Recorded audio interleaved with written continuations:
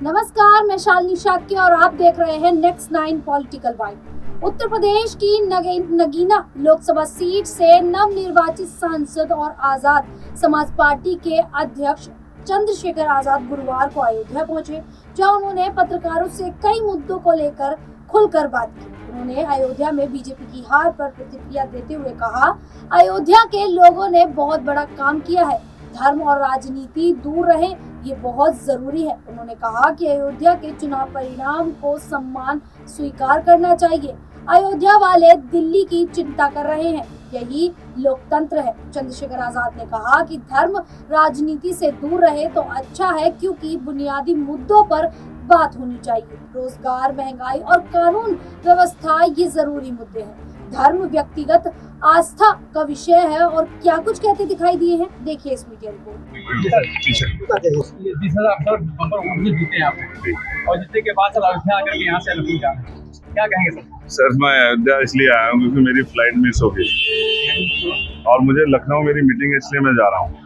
मैं अयोध्या वासियों को और अयोध्या वासियों ने तो बहुत बड़ा काम किया सर।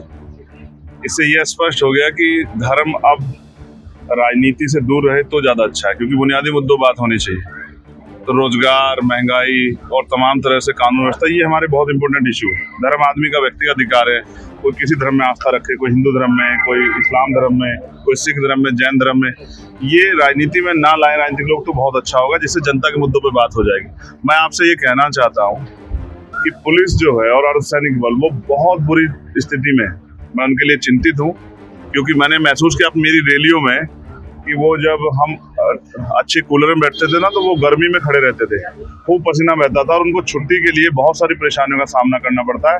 मेरी ये मांग है सरकार से, मैं पार्लियामेंट में इसको उठाने वाला हूँ कि उनको 8 घंटे की ड्यूटी की जाए पुलिस की, पूरे देश स्तर पर जहाँ जहाँ पुलिस वर्किंग कर रही है, और उनको जो है उनकी वेतन विसंगता दूर की जाए, बॉर्डर स्कीम से उनको छुटकारा दिया जाए और उनके बच्चों के बारे में सोचा जाए। बहुत परेशान है वो लोग, अगर हम नहीं सोचेंगे तो कौन सोचेगा? तो हमारी जिम्मेदारी है। मैं स्पेशली उत्तर प्रदेश के मुख्यमंत्री से कहूँगा, उन पे पावर है, वो करें, पुलिस की 8 घंटे की ड्यूटी करें, उनको सप्ताह में 1 दिन छुट्टी दें, उनकी वेतन विसंगता दूर करें और बॉर्डर स्कीम खत्म करके उनको उनके परिवार के बीच जाने दें। वो भी इंसान है। आप बताइए। नहीं, अग्निवीर के हम लोग अगेंस्ट है शुरू से ही भाई। अग्निवीर के जरिए एक तो देश की सेना का मनोबल डाउन हुआ है, और आप समझिए ना, अग्निवीर में जो भर्ती हो रहा है उसको भी तकलीफ हो रही है, उसके परिवार को। 4 साल की नौकरी कहाँ करेगा?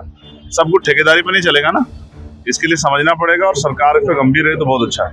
नीट को लेकर के जो नीट, अभी मैं उम्मीद करता हूँ कि सरकार फिर मान जाएगी, वरना एक बहुत बड़ा आंदोलन हम लोग दिल्ली में करेंगे और देश भर के स्तर पे करेंगे। हम बच्चों के साथ खड़े हैं। किसी भी तरह की परीक्षा में कोई भी धोखा नहीं होना चाहिए, ये धोखा है और इसकी जांच और जांच दोषियों पे सख्त कार्रवाई।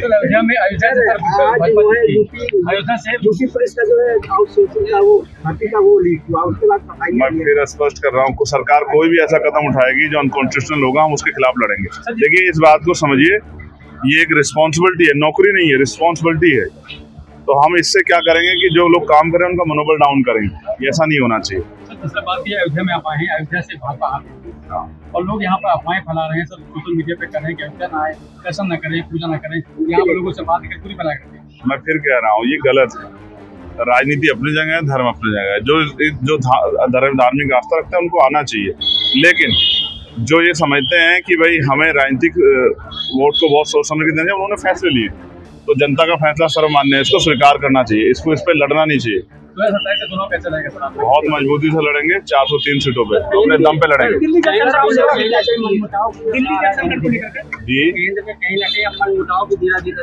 केंद्र की सरकार आपने देखा ना, वो लंगड़ी सरकार है, वो कभी भी गिर सकती है, उसके हालात क्या सब जानते हैं, और वो किस तरह बनी है आप ये भी समझते हैं और मैं भी समझता हूँ। 400 पार का नारा देने वाले 250 क्रॉस नहीं कर पाए सर। समझिए ना क्या चल रहा है, जनता खिलाफ है। ये पूरा चुनाव जनता ने लड़ा और अयोध्या इसका सबसे बड़ा उदाहरण। और प्रधानमंत्री जी भी देखे बहुत करीब से बच गए, वरना तो हो सकता है कि बनारस में भी खेला हो जाता। किस चीज को?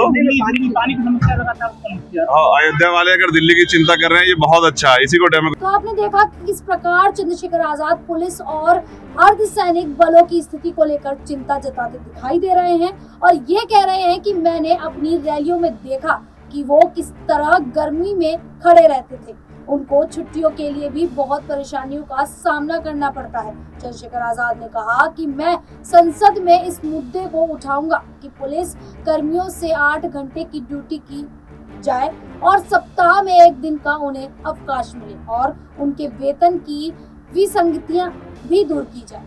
इतना ही नहीं, बॉर्डर स्कीम खत्म करने की बात कहते हुए कहा कि पुलिस वालों को भी अपने परिवार के बीच में रहने का मौका मिले।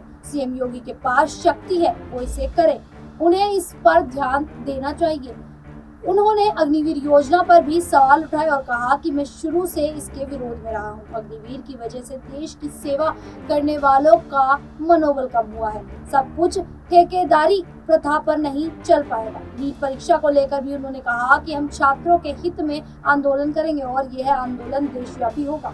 परीक्षाओं में धोखा हो रहा है, इसकी जांच होनी चाहिए। धार्मिक आस्था रखने वाले लोगों को अयोध्या आना चाहिए, दर्शन पूजन करना चाहिए। अयोध्या के चुनाव के परिणाम को लेकर जनता का फैसला है, ससम्मान है, इसको सबको स्वीकार करना चाहिए। आजाद ने 2027 विधानसभा चुनाव में सभी सीटों पर मजबूती से चुनाव लड़ने का दावा किया और कहीं कि केंद्र की सरकार लंगड़ी सरकार है, कभी भी गिर सकती है। 400 पार का नारा देने वाले 250 का आंकड़ा पार नहीं कर पाए। जिस प्रकार से चंद्रशेखर आजाद ने तमाम सवाल खड़े किए और अयोध्या को लेकर भी अपनी प्रतिक्रिया जाहिर की, इसको लेकर आप लोगों की क्या राय है, क्या मानना है, हमें कमेंट करके जरूर बताइएगा। इसी प्रकार की देश दुनिया से जुड़ी खबरों के लिए देखते रहिए नेक्स्ट 9 पॉलिटिकल बाइट।